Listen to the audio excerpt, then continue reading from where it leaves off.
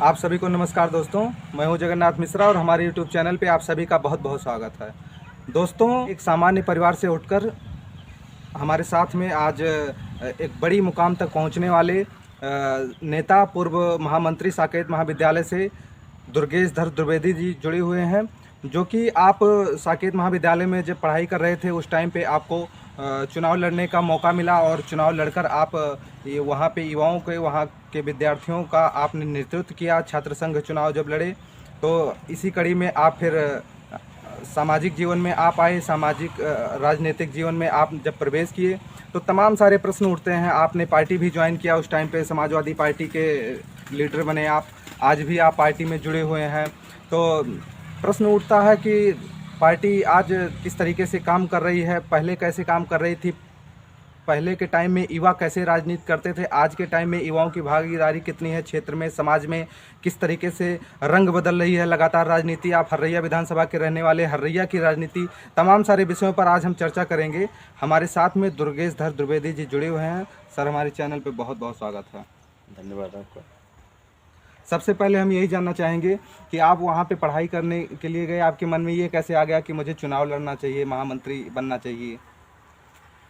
जैसे सामान्य बच्चों के तरीके से हम लोग भी इंटरमीडिएट पास करने के बाद में डिग्री कॉलेज की तरफ गए और वहाँ जाने के बाद में बीए फर्स्ट ईयर का मैं स्टूडेंट बना और पढ़ाई करते हुए हम लोग फर्स्ट ईयर रहे तो छात्र संघ का चुनाव होता था वहाँ। और कहीं न कहीं से जब हम लोग वहाँ पर छात्र संघ का चुनाव होता था तो किसी न किसी छात्र नेताओं को देख करके भी प्रेरणा मिलती थी। उस समय के तमाम छात्र नेता थे वहाँ पर जो छात्र हित की बात करते थे, युवाओं की बात करते थे। और इन सब परिदृश्य को देखते हुए हम लोग फर्स्ट ईयर पास किए, फिर सेकेंड ईयर में गए। सेकेंड ईयर में जाने के बाद में मनसा कहीं न कहीं मन में आया। तमाम हमारे साथ के जो अपने दोस्त थे, मित्र थे, तो हम लोगों के एक उस समय से ही हम चाहे इंटरमीडिएट में थे तो हम लोग पार्टिसिपेट करते थे तमाम प्रतियोगिता, जो गणतंत्र दिवस के अवसर पे, स्वतंत्रता दिवस के अवसर पे। तो लोगों को वहाँ पर जब हम पहुँचे तो एक कार्यक्रम में हम लोग भी सहभाग ले रहे थे। तो जो साथी होते वो कहते हैं ना कि आपके अंदर एक नेतृत्व का क्षमता है और आप आइए। तो सब दोस्तों ने मिल करके कहा कि दुर्गेश जी आप भी लड़िए, चुनाव लड़िए, और हम लोग सपोर्ट करते हैं। फिर तमाम सीनियरों का भी वहाँ जो हम लोग के सामने तो चुनाव जब आप लड़े, किसी पार्टी से चुनाव लड़े या ऐसे ही आप?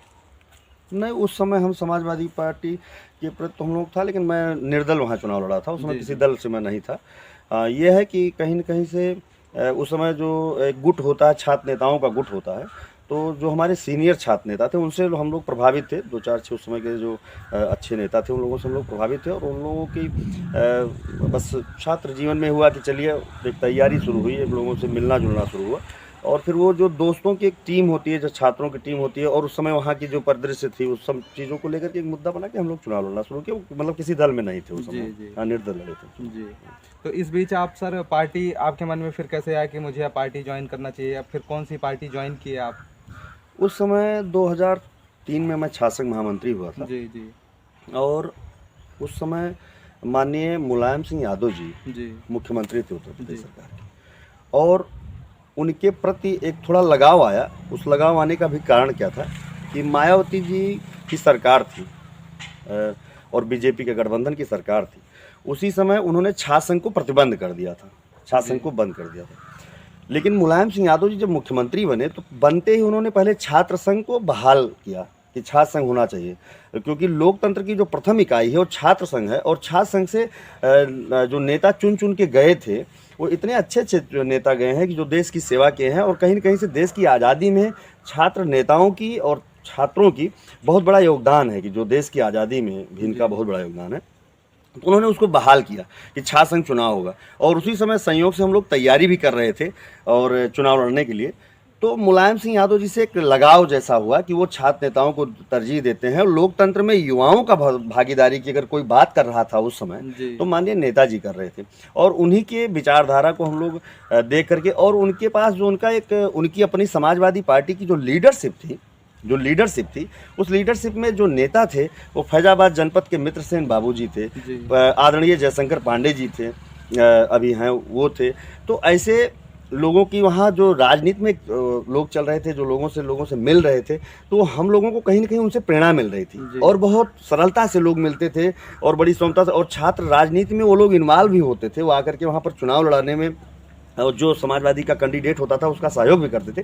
तो इन सब चीज़ों को लेकर के हम लोग के अंदर मतलब एक समाजवादी के प्रति विचार पैदा हुआ और नेताजी से हम लोग इंस्पायर हुए। और अभी आपने कहा कि समाजवादी पार्टी से हम इंस्पायर हुए, नेताजी से इंस्पायर हुए, लेकिन वो सपा के मुखिया थे, मुख्यमंत्री भी बने, उसके बीच बाद में फिर अखिलेश यादव जी मुख्यमंत्री बने।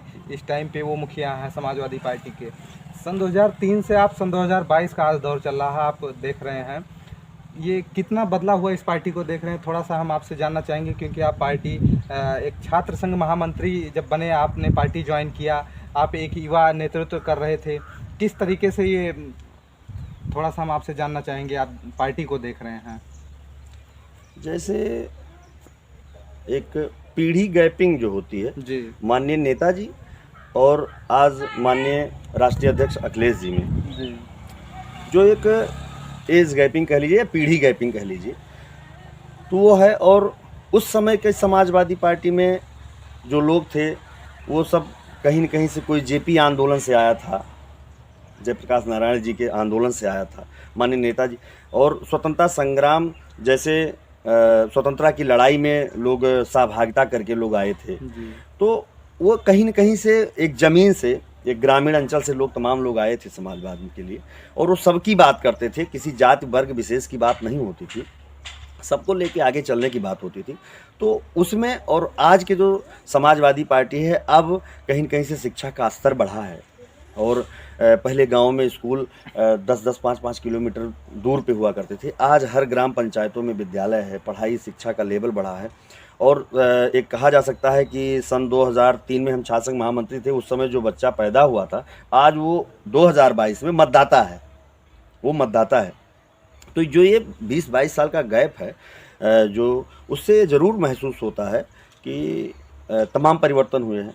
जिस तरीके से विज्ञान के विकास से तमाम सड़कें बन रही हैं, सारी चीज़ें, तो ये सब सारी चीज़ों उसी हिसाब से, जैसे आप अभी नेताजी से इंस्पायर हुए, आपने बताया तमाम सारी बदलाव को लेकर आपने कुछ खास जवाब नहीं दिया, लेकिन मैं आपसे ये जानना चाहूँगा कि समाजवादी पार्टी के ऊपर हमेशा से आरोप लगता रहा है, चाहे वो राम के विरोध में गोलियां चलवाना हो राम भक्तों को लेकर, जैसे मुलायम सिंह जी के ऊपर आरोप लगा, आपने इसको भी देखा। वो गुंडों की पार्टी कही जाती है, वो आजम खान की पार्टी कही जाती है, मुस्लिम को बढ़ावा दिया जाता है, ध्रुवीकरण की भी बात आरोप लगता है, तमाम प्रकार के आरोप लगातार आप देखते रहते हैं।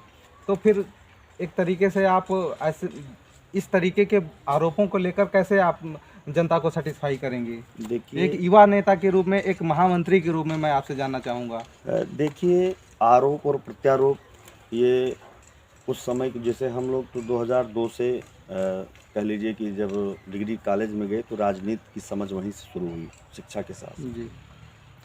उसके पहले की जो घटनाएं हैं उसके पहले की हैं, लेकिन इतिहास हर दल के साथ कहीं न कहीं जोड़ के देखते हैं। तो आरोप और प्रत्यारोप तो बहुत कुछ है जी।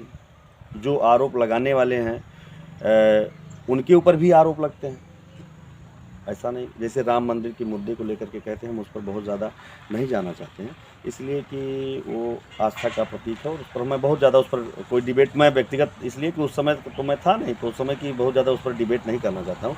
लेकिन हाँ, जो ये आरोप प्रत्यारोप, हर दलों के ऊपर कोई न कोई आरोप लगता ही है जी। कोई न कोई, और हर दल अपनी उपलब्धि भी गिनाता है राजनीति में, और जो उस आरोप और प्रत्यारोप की राजनीति को छोड़ के जो हमारा जो अपना मानना है, या जो हम मुलायम सिंह यादव जिससे हुए थे, वो युवा को तरजीह दे रहे थे राजनीति में, लोगों को, युवाओं को मौका दे रहे थे, उन्हीं सब बातों को लेकर के हम लोग आए थे। और लॉ एंड ऑर्डर है, या जैसे आप मुख्यमंत्री हैं और कहीं कोई चीज़ है तो कोई उस समय जो हमें लगता है, जो महसूस करते हैं, राम मंदिर जिस पर आपने आरोप की बात किया कि माननीय मुख्यमंत्री रहे, मुलायम सिंह यादव जी मुख्यमंत्री थे और सुप्रीम कोर्ट में मामला विचाराधीन चल रहा था, तो एक मुख्यमंत्री की हैसियत से वो जरूर कहे होंगे कि वहाँ पर जाना ठीक नहीं है, कार सेवा करना ठीक नहीं है। लेकिन अब अगर हम एक पक्ष बन के बैठते हैं, या हिंदू बन के बैठते हैं, या हम मुसलमान बन के बैठते हैं, तो एक अलग उत्तर होता है, एक अलग बातें होती हैं। लेकिन अगर एक मुख्यमंत्री के रूप में कोई भी रहेगा तो हमें लगता है वो डिसीजन, अब हाँ, ये है गोली उन्होंने चलवाया, ये इसके बारे में तो मैं बहुत ज़्यादा नहीं कह सकता हूँ कि हो सकता है ये गलत डिसीजन रहा, ये गलत डिसीजन रहा होगा। सर, आप लगातार हरैया वहाँ से मंत्री बनने के बाद में जब आप अपने क्षेत्र में आए, लगातार हरैया के राजनीति को देख रहे हैं। सन 2003 से लेकर आज तक कई बार विधानसभा का चुनाव हुआ।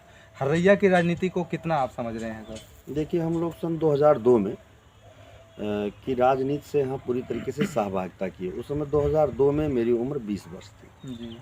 और फिर मैं 2003 में महामंत्री हुआ। उस समय यहाँ समाजवादी पार्टी से त्र्यंबकनाथ पाठक चुनाव लड़ रहे थे और क्योंकि हम लोग डिग्री कॉलेज में थे तो कहीं न कहीं से हम लोग इंस्पायर तो थे ही, छात्र राजनीति को लेकर के और इन सब सारी चीज़ों को लेकर के हम लोग समाजवादी से इंस्पायर थे।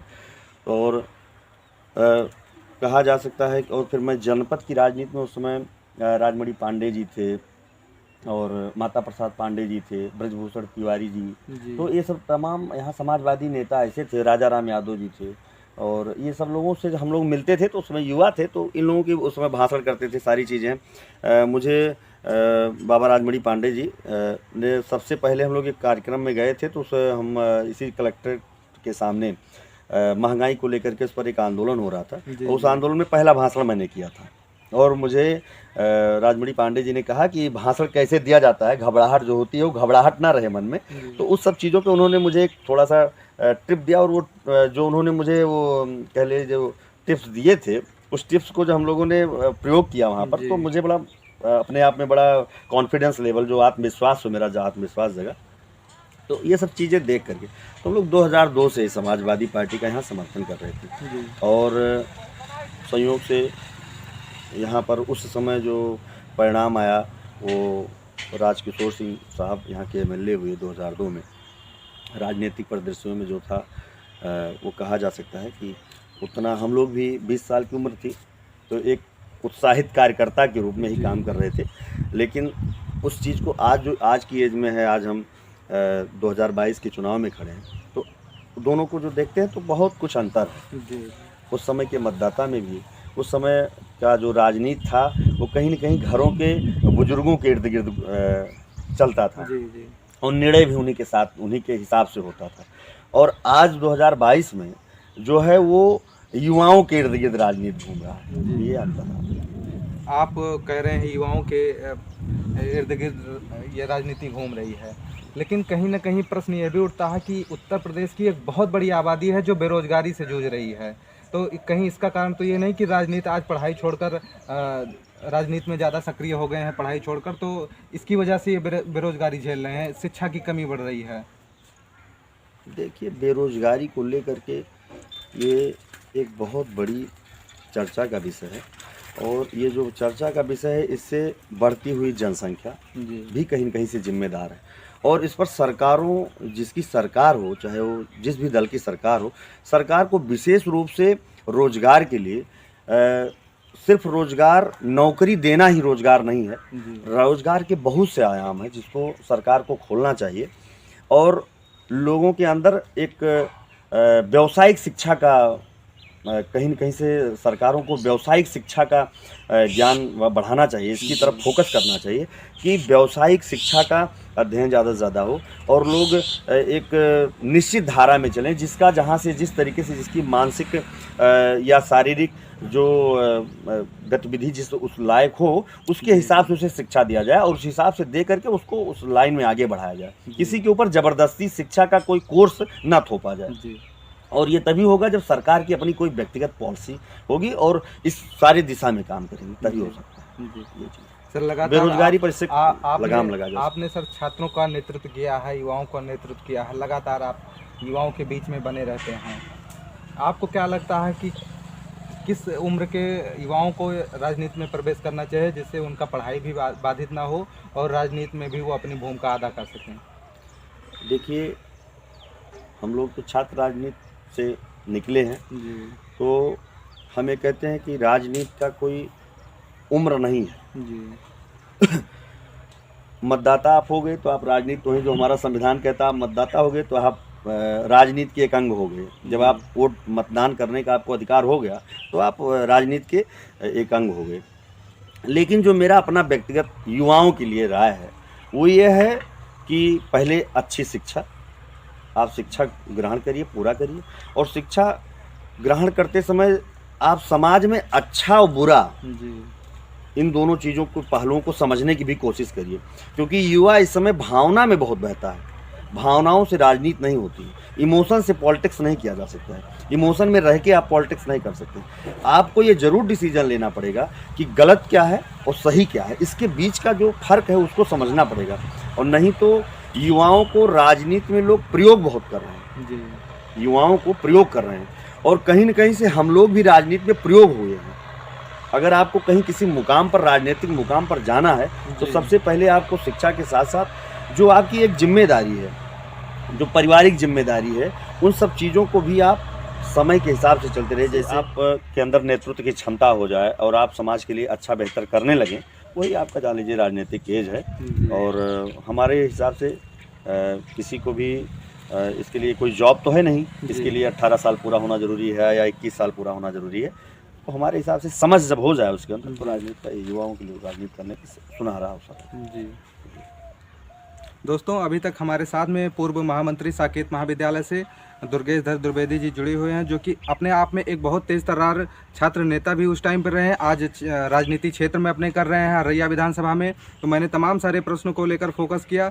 आप पार्टी विशेष समाजवादी पार्टी से हैं, लेकिन मैंने आज के इस इंटरव्यू में युवाओं को लेकर ज़्यादा फोकस किया कि युवाओं की दिलचस्पी राजनीति में अगर बढ़ रही है तो वो कितना हमारे लिए सही, हमारे देश के लिए सही है, कितनी हद तक उनकी दिलचस्पी होनी चाहिए। पहले उनका पढ़ाई करने का जो टाइम होता है, फिर इस बीच में हमने जितनी भी बातें की, एक बातें निकल कर आई हैं कि दुर्गेश जी ने एक प्रश्न उठाया है कि आज के टाइम में युवाओं को केवल यूज किया जा रहा है, युवा भावना के बस में बह जा रहा है। लेकिन युवाओं को अगर पॉलिटिक्स में आना है, पॉलिटिक्स में सफलता पानी है, तो उनको गलत और सही के सही बीच में फ़र्क होना समझना ज़रूरी है, तभी वो राजनीति में सफलता पा सकते हैं। हमने तमाम सारे विषयों पर फोकस किया। पार्टी को लेकर समाजवादी पार्टी पर डिस्कस किया, सन 2003 से लेकर सन 2022 का आज दौर चल रहा है, इसमें कितना बदलाव आया है, इस ग्लैमर भरी दुनिया में तमाम सारे हमने प्रश्न किए।